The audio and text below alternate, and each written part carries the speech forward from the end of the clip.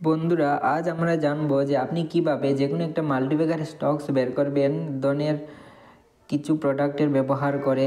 তো ডনের একটা অপশন আছে যেটা হলো scanex.trad, ঠিক আছে। এটাতে আমরা চলে আসবো, তারপর এখানে স্ক্রিনারের অপশনটাতে আমরা করে দেবো ক্লিক। যেই না আমরা এটাতে ক্লিক করব, তো এখানে দেখো ফান্ডামেন্টাল স্ক্রিনারের একটা অপশনে চলে এসেছে যেখানে পটেনশিয়াল মাল্টিব্যাগার লেখা আছে, ঠিক আছে। এটাতে আমরা ক্লিক করে দেব। যেই না আমরা এটাতে ক্লিক করব, তো এখানে চলে আসবে ডিফারেন্ট অপশন, ঠিক আছে। এখানে দেখতে পারো বিড়লা কর্পোরেশন, আরবিএল ব্যাংক, ঠিক আছে, পিএনসি ইনফ্রাটেক, ঠিক আছে, অশোক বিল্ড কন, Karnataka bank, south Indian bank, ঠিক আছে, Gokul agro resource, Patel engineering, PTC India, DCB bank, ঠিক আছে। এই সকল অপশনটাতে ক্লিক করতে পারো, ঠিক আছে। তারপর বন্ধুরা, এখানে যদি বলা হয় পটেনশিয়াল মাল্টিপ্লিকারের বিষয়ে, তাহলে এখান থেকে খুব সহজেই পিক করা যেতে পারে। তারপর হলো আমরা যদি ডনের ওয়েবে চলে যাই, ডন ওয়েবের মধ্যে, তাহলে সেখানে গিয়ে আমরা ইটিএফে বন্ডে কীভাবে ইনভেস্টমেন্ট করতে হয় সেটাও জেনে নেব, ঠিক আছে। তার জন্য আমাদের কী করতে হবে, হোম পেজে চলে আসতে হবে, এবং হোম পেজে চলে আসার পর এখানে ইটিএফের যে অপশনটা আছে এটাতে আমরা ক্লিক করে দেব।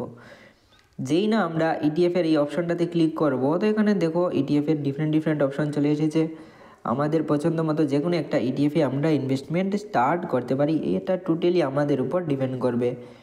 তারপর এখানে বন্ডের অপশন আছে, ঠিক আছে। এখানে বন্ডের মধ্যে যেই না ক্লিক করব, তো এখানে ডিফারেন্ট বন্ডও চলে আসে, ঠিক আছে, ডিফারেন্ট ডেটের জন্য। তো সেই বন্ডের মধ্যেও আমরা ইনভেস্টমেন্ট স্টার্ট করতে পারি, সেখানে ইনভেস্টমেন্ট করতে পারবো, ঠিক আছে, বন্ডের মধ্যে। তারপর বন্ধুরা হলো, এখানে যদি আমরা কোনো একটা স্মল কেসের মধ্যে ইনভেস্টমেন্ট করতে চাই, তাহলে সেটা কিভাবে করব সেটাও জেনে নেব এই ভিডিওতে, ঠিক আছে। এখানে আমাদের কী করতে হবে, পোর্টফোলিওতে করতে হবে ক্লিক। যেই না আমরা পোর্টফোলিওতে ক্লিক করব, তো এখানে দেখো একটা অপশন চলে এসেছে স্মল কেসের অপশন। তো এটাতে যেই না আমরা ক্লিক করে দেব, তো এখানে ক্লিক করার সাথে সাথেই একটা নতুন পেজ চলে আসবে এবং অটোমেটিক্যালি লগ ইন হয়ে যাবে, এবং সেখানে আপনি স্মল কেসের মধ্যে ইনভেস্টমেন্ট করতে পারেন, যেমন ইকুইটি অ্যান্ড গোল্ডের মধ্যে ইনভেস্টমেন্ট করতে পারেন, অল ওয়েদার ইনভেস্টিং, ডিভিডেন্ড এর বিষয়ে, ইলেকট্রিক মোবিলিটি, ঠিক আছে, এখানে দেওয়া আছে। তারপর সেফ হাভেন, ঠিক আছে, তারপর রাইজিং রুরাল, ঠিক আছে, এখানে বলা হয়েছে ডিমান্ড।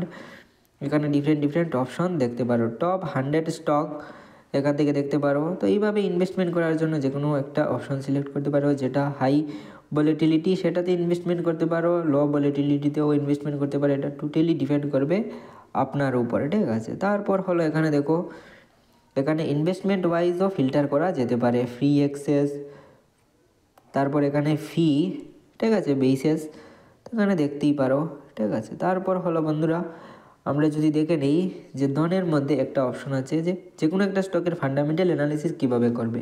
তো তার জন্য আমাদের এখানে ক্লিক করে দিতে হবে, ঠিক আছে। যেই না আমরা এটাতে ক্লিক করব, তো সেই স্টক, যেমন একটা স্টক সিলেক্ট করে নিই যে এইচসিএল টেক, এইচসিএল টেক আমরা সার্চ করে নিলাম, ঠিক আছে।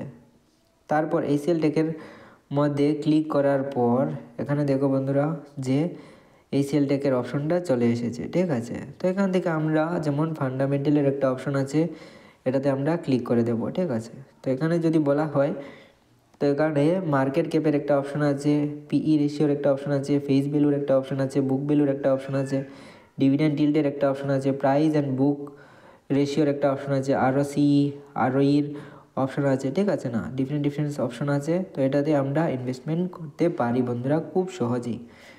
আশা করি বুঝতেই পারলে কিভাবে ইনভেস্টমেন্ট করবে।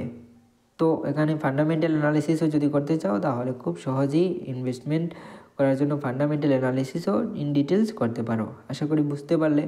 যদি কোনো কোম্পানির ফাইন্যান্সিয়াল অ্যানালিসিস করতে চাও, তাহলে এখানে ক্লিক করে সেই কোম্পানির ফাইন্যান্সিয়ালটাও ইন ডিটেলস অ্যানালিসিস করতে পারো। তো বন্ধুরা, আজকের জন্য এতটুকুই। আপনার যদি ডনের মধ্যে ডিমেট অ্যাকাউন্ট না দেখে থাকে, তাহলে আমি ডেসক্রিপশন বক্সে লিঙ্ক দিয়ে দেবো, সেখান থেকে আপনি ফ্রিতে নিজের ডিমেট অ্যাকাউন্টটা ওপেন করে নেবেন।